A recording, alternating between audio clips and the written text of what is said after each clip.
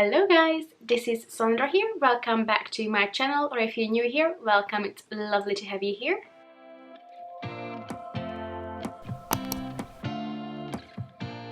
So today we're gonna create this look that you see on me with the e.l.f. Bite Size palette, and this is in the shade Berry Bed.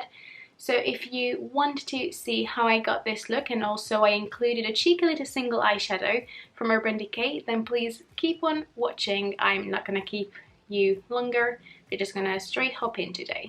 As always, my eyes are already primed with my Wet n Wild concealer, and to be fair, it's gonna be a super easy look. I literally use like 4 brushes, so let's get going. First, I'm gonna use this light pink shade on a Zoeva 227 Luxe Soft Definer. Tap it off and just lightly contour my eyes with it. And I'm gonna link the other look that I created with this, which was a halo eye, in my first impressions video, so you can see that. And I can also link my other video where I did a look with the Hot Jalapeños palette, which is a lot more intense than this. So I just go all around to softly frame my eyes. And to start with, that's all I'm gonna do. So as you can see, it's super light, nothing too intense. This is gonna be a really natural, well, it's a big flick, but apart from that, it's quite a natural look. Then I'm gonna go in with my Babyliss brush, that's all it says, and I didn't even know that they do brushes. I think this is quite random. And I'm gonna dip it in that more coppery shade right next to the other shade that we used. And I'm gonna pat it in the inner portion, bringing it in till about 3/4, I would say. It's literally just the outer corner that I leave untouched. Then I flip the brush around and I dip it in that deeper shade and just pat that on the outer corner. Then I'm gonna go back to the Zoeva brush without any additional product and just blend this all so there are no harsh edges. For some reason it seems a bit more intense on this side, not sure why. And if it's not perfect on that edge, that's fine. And at this point I just take off any excess product on my hand, because you know that's always there, and dip back in that light pink shade, tap off the excess so it's just the smallest amount of product, and go back in there and blend it. I don't know why it seems a lot more intense on this side, but maybe just because it's not done yet and it's a lot more fresh. Sometimes the sparkle does wear away. I'm just going to take a small amount of makeup remover and clean up. And before I blend again, I make sure it's all dry. And just go through it one last time before we do the flick. So I'm gonna take a small brush that came with my Milani eyeliner, and I'm gonna use this to dip into this darker shade first. And I will need a mirror so I can actually see what I'm doing closer up without blocking you guys. I'm gonna use this to draw on that flick that originally I was not planning to be this big, but then I just exaggerated it a bit, and that's where we ended up, and I actually quite like it. I don't often bring it out this much, so you know, I thought it's nice for a change, even if it was unintentional first.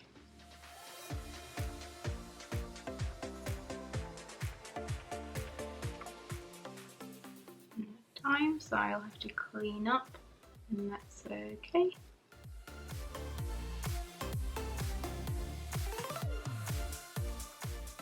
And you can see the line now is a lot stronger on this side than on that eye, and the reason for that is because then I went back to the palette, and put down the mirror, and I dipped back in this shade and applied it on top of it, and then I just kept mixing these two.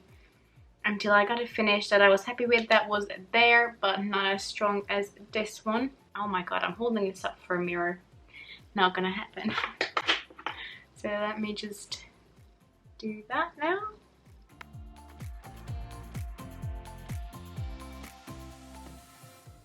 And then I also went back in with this brush.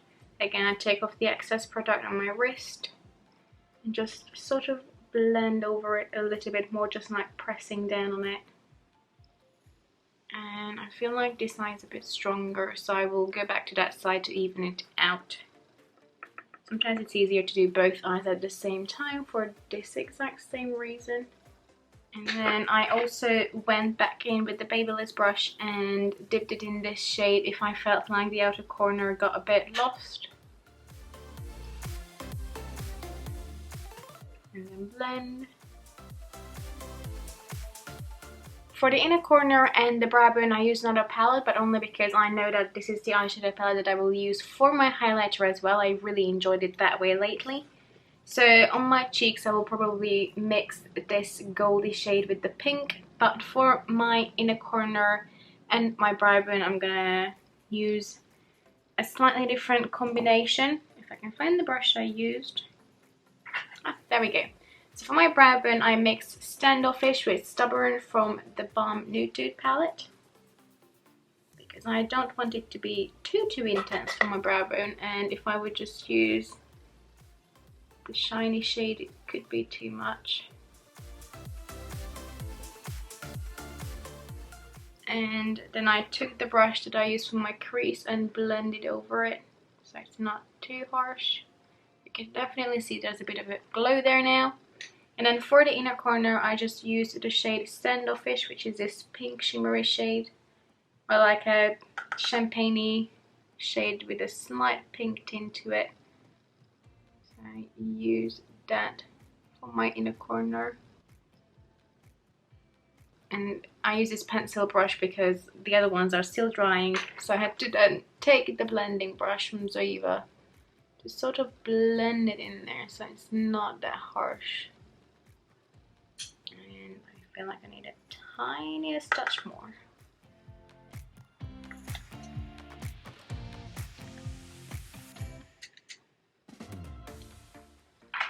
Alright, now I'm gonna do the rest of my complexion. I will see if I need to do any adjustments because that eye still feels a little bit lighter, but I will do the rest of my complexion. If it's still a bit lighter, I will add the tiniest bit more shadow and then we'll be back for the under eyes, but it's gonna be really quick as well.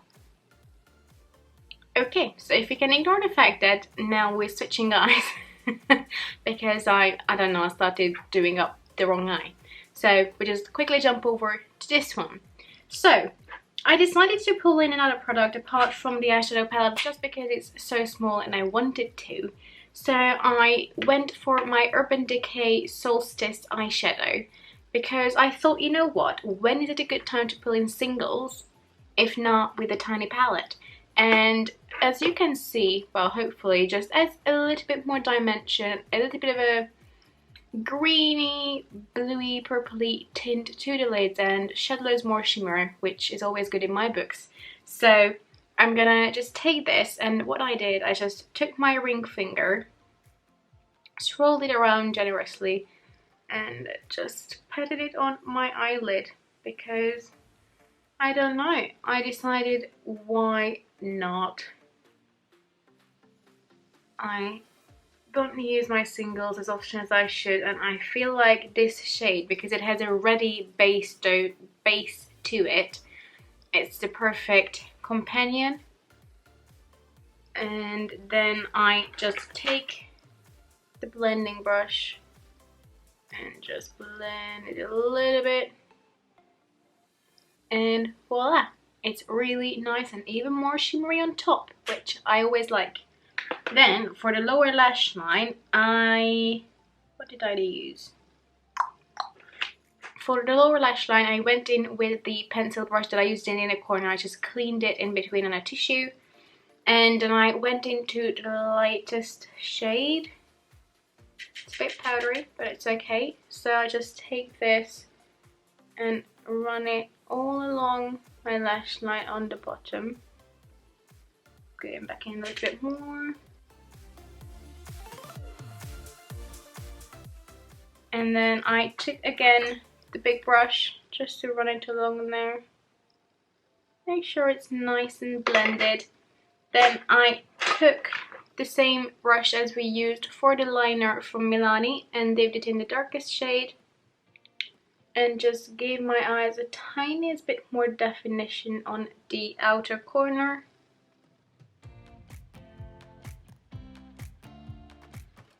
And again, I can go back into the Zoeva brush, if I can pick it up, and blend it. And that's it with the palette, and I went in with mascara, which is the Flower Beauty Boombastic Overdose Mascara, which is slowly growing on me. I mean, it's not as good as my Too Faced Better Than Sex, but it's still a good mascara. I feel like it's a good everyday kind of situation where if I don't want to have the super full-on glam lashes, if it makes sense, because I don't often use false lashes, then this is a great substitute. So I'm gonna go with this today. And also I feel like this is good for looks where I don't want my lashes too full, so there's still enough attention to my eyeshadow, because that's what I want today. I want the glow to come through.